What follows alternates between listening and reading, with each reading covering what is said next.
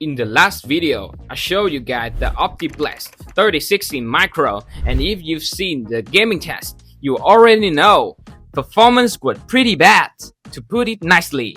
But as promised, today we're taking that little PC to the next level. Now, since this PC doesn't have a PCOA slot, can we just plug in the GPU directly? Instead, we will be using an M.2 NVMe to PCIe X16 adapter cable to hook up a dedicated graphic card outside. I got 4 mid-range GPU on hand, and in this video, we are going to test each one to find out which GPU works best with this tiny system. Before we jump into the GPU upgrade, we got to take care for the RAM first. The system only came with 8GB, which is not enough for smooth gameplay in most modern titles. So I decided to bump it up to 16GB, which should have a lot with stabilities and multitaskings. As for the CPU, it's rocking an Intel Core i3 8100, a 4-core 4-thread chip locked at 3.6 GHz. It's definitely not a powerhouse, but it still holds up decently for lighter workloads and casual gaming.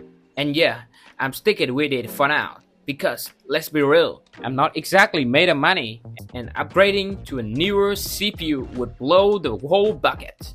Now, where things get really interesting, adding a GPU to this tiny mini PC, like I mentioned at the start of the video. Since the system doesn't have a PCIe slot, we need to use an M.2 NVMe to PCIe X16 adapter. On top of that, we also need a separate power supply to start both the GPU and the adapter cable, because this PC had no external GPU power connector at all. Hooking this all up is actually pretty simple. Plug one end of the adapters into the M.2 slot, the other end into the GPU PCIe connectors, and then feed power to the SATA 268 pin adapters. To get the external PS running, you need to jump pins 4 and 6 into 24 pins connectors. That basically tricks the PSU into thinking it's plugged into a motherboard. When I powered it on for the first time, the GPU fan spun up with no display output. So I swapped in another GPU, same result, still no signal. I even tried using the PC on both display output, but nothing. Finally, I removed the adapter completely and boot again, and boom, the PC came back to life. So yeah, something clearly not happy with this setup, but we're not done experimenting yet. So, to make sure the adapter cable wasn't the issue, I decided to test it on another PC. And guess what? The system boot up just fine, which means the adapter is working perfectly. At this point, I was honestly pretty confused. Both M.2 slots are NVMe, so everything should have worked. I spent a while tinkering and troubleshooting, and eventually the mini PC finally power on and displays properly. The fix turned out to be surprisingly simple, and I reveal the secrets a little later on, once we get through the next part of setup. Next up, we're gonna test this setup with 4 mid-range GPU I have on hand. And what better games to use than Minecraft, one of the most played games on the planet.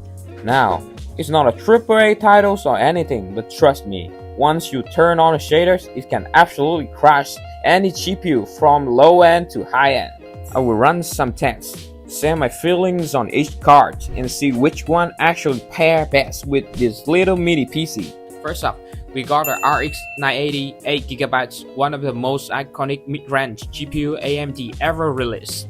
This card hit the market at a true bang for the buck options, offering solid 1080p gaming performance and a great value even years after launch. Running Minecraft at 8 chunk without shaders, the RX 580 pumps out around 250 FPS. True, it can dip when rendering complex area. GPU usage bumps up and down quite a bit, and when I set a bunch of TNT, performance tanked hard, dropping around 70 FPS during explosions. Even with 8GB of VRAMs, the game only used about 1.3GB, and enabling shaders added a bit more, around 300 MB.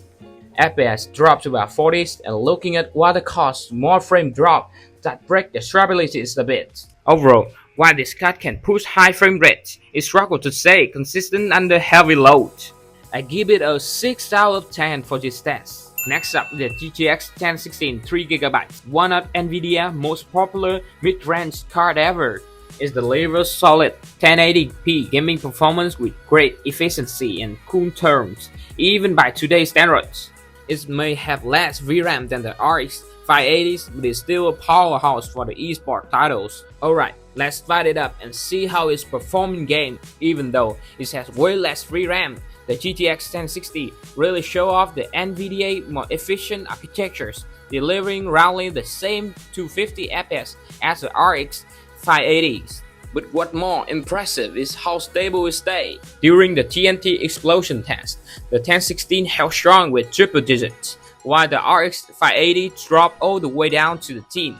Then, I turned on the shaders and surprisingly, the card still stayed smooth, running about 10 to 50 FPS higher than the RX 580s, even when looking at the water.